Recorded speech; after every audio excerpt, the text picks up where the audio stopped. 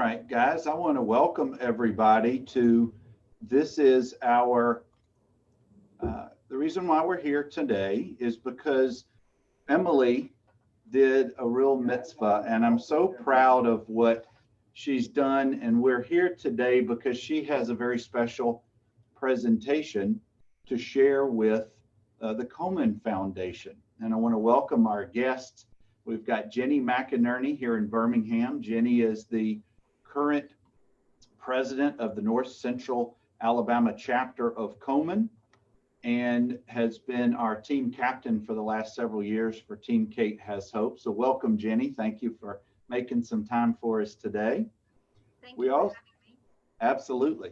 We also have Kate Watt, who is, welcome Kate, she is the Regional Vice President of Southeast for Susan G. Komen Foundation. And thank you, Kate, for making a few minutes for us from Palm Beach, Florida. Thank you for having me.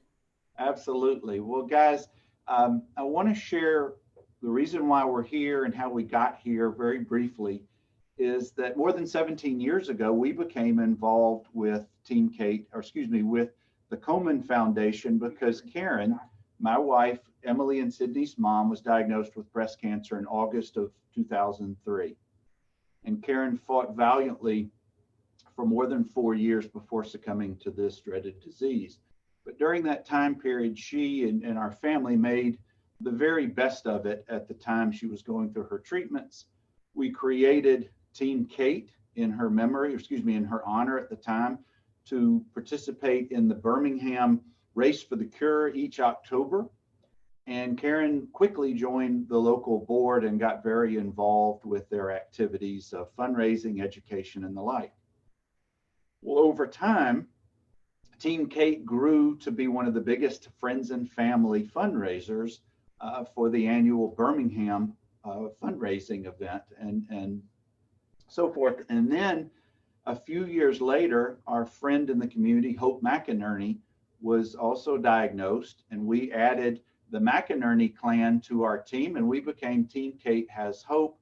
And for many years, almost 15, Team Kate Has Hope proudly was one of the largest friends and family participants in the annual race, not only in numbers of people who were participating, but also in fundraising dollars.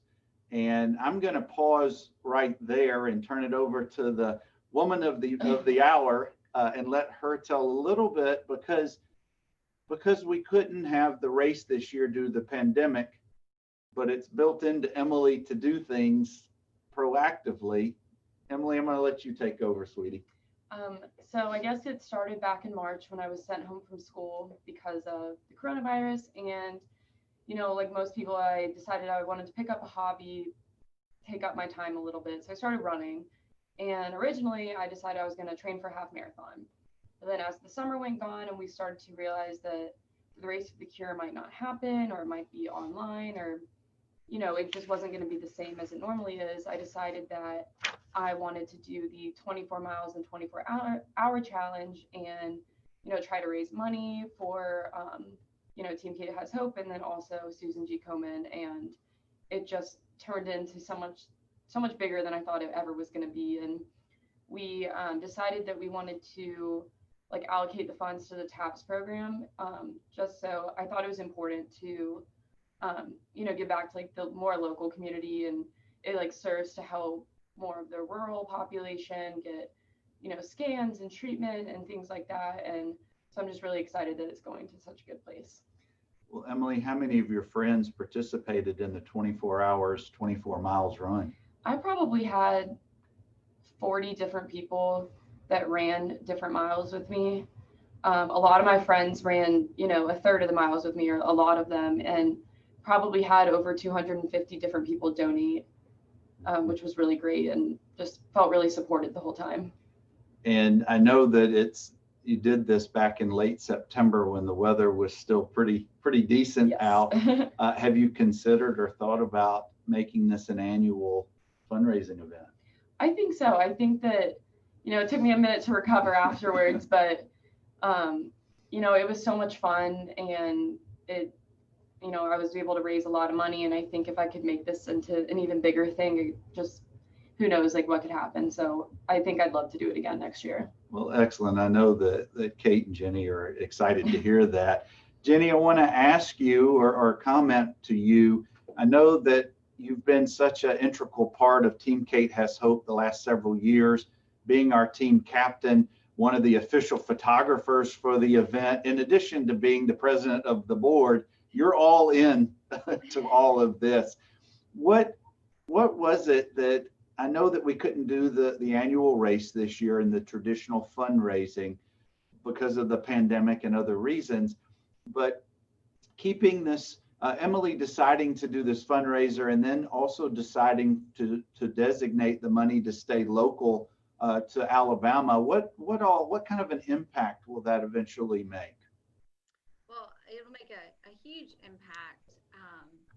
You know, Komen has been involved in the Birmingham area for over 30 years, and they've had an office locally. Our fundraiser each year has historically been one of the biggest and well-attended races in the city of Birmingham, and is one of the most well-known fundraisers as well. You know, we have buildings and businesses that will turn their buildings pink during the month of October to help raise awareness of breast cancer. And the reason why funding for such a program is so important and so critical, especially in these rural areas, is that a lot of women either don't have access to early prevention and treatment, or they just don't maybe know about the importance of early detection and early treatment and early scans. You know, we get so busy in our day-to-day life sometimes that we put our health in the back burner, especially when we have children, and we're worried about our children's health and our children's schedule and working and taking time to sit back and think, oh, you know, have I had my scan this year, or have I scheduled it? I know my doctor told me to get it scheduled, but, you know, do I really need to get it scheduled? You know, a lot of women who live in rural parts of Alabama simply don't even have access to mammography, and having a program that can provide that access and that tool for those women can be a lifesaver, not just life-changing, but actually save lives. You know, early detection, we know from research, is so critical for survival rates. And that's why it's so important and so critical that we fund and we keep those dollars that we raise here local to help just give back to our community that has given back to us and has supported us for so many years. Well, that was what, when Emily was trying to decide where to donate the money, those were some of the very issues. This treatment assistance program, we really hope will make an impact. Jenny, before I let you off the hook, I want you to talk a little bit about our annual race that we've held and the important position that you, after getting involved, you didn't just get involved, you were really involved as our leader for our team for the last several years. And if I haven't thanked you lately, I certainly want to thank you on behalf of our family and all of the friends. Gosh, I think, Kate, at one time, one or two of the years, we had over 200 members being on our team. And I forgot what the amount of money that the team overall raised, but it was a fair sum of money. But talk a little bit, Jenny, about your involvement in the team and what it's meant to you. Sure. So I have always been involved with Susan G. Komen. I have a very close friend who lost her mother to breast cancer, I think in 2001. And it kind of inspired me to get involved in her mother's honor. And then when I came back to Birmingham after going to law school in Indiana, I became the team captain for my law firm, Cerruti and Furman at the time, and was team captain for our group there, which was a substantial group as well. And I was involved there for a number of years, but it really truly wasn't until I met and married my husband, Carrie, whose first wife, Hope, had passed away from breast cancer. So Hope had breast cancer for 8 years. She battled, and she lost her battle in 2014 and left behind 2 daughters and a husband. And, sisters and her parents. And as Bernard already mentioned, the name had already been named Team Kate Has Hope for Hope and Karen. And when I married Carrie, it was kind of a firsthand experience of seeing firsthand the real impact of a loss of a life to breast cancer. And, you see it in the children, you see it in the spouse. And, it really inspired me to kind of step up with the team and help out. And that's kind of how I started getting involved. And then, as Bernard mentioned, we're one of the largest teams, but we also fundraised. Every year we were either number 1 or 2. It really got to me when we were number 2 in fundraising, but, we always tried, and we always had a really great time fundraising and kind of getting involved in the community, challenging other groups, and kind of trying to inspire other people to raise money. And then, as Bernard mentioned, I got involved with our local chapter as being a board member. And then I think it was 2 or 3 years ago, I stepped up to the role of president of the board. And, I would just fill in and do what I could to help out the local chapter whenever they needed, whether it was being a photographer. I'm not a photographer, but I will go and take pictures when needed. We had a great, group of women here who worked for a wonderful cause. They made a huge difference in our community. They gave tirelessly to the women of our community and to family members who've lost loved ones to breast cancer. And so, our goal is to have a world where our daughters won't face the risk of breast cancer one day, where this early detection can truly be early detection and prevention, and allow women to have access to genetic testing so they can make that choice to have prophylactic double mastectomies if they so choose, to try to reduce their risk, and just have these opportunities that Karen and Hope didn't have, 6 years ago. And if they had, we don't know if that outcome would have changed. Well, thank you, Jenny, for sharing that. And thank you for all you've done on many levels involving with us, our family, as well as Komen, of course. And Kate, this brings us to you, and we've got something we'd like to present to you on behalf of all of Emily's endeavors, from the money that she's raised and our Families Foundation, which matched it. We have a check to present, and I think it's already been sent, of $13,100 that we hope will make a real impact on some people's lives. That is incredible. Thank you, Emily. Thank you, Bernard. Thank you, Jenny. Thank you to your 250 donors. Emily, thank you for, in a time where, live events couldn't happen and fundraising looked different, for putting, your heart and your mind to a 24-hour, 24-mile run and getting 30 minutes of sleep, I believe, in the entire time. And really rallying, just like, your mom and Hope and your dad and Jenny and all of your teammates have done over the years, rallying your friends and family in support of Susan G. Komen and our vision of a world without breast cancer.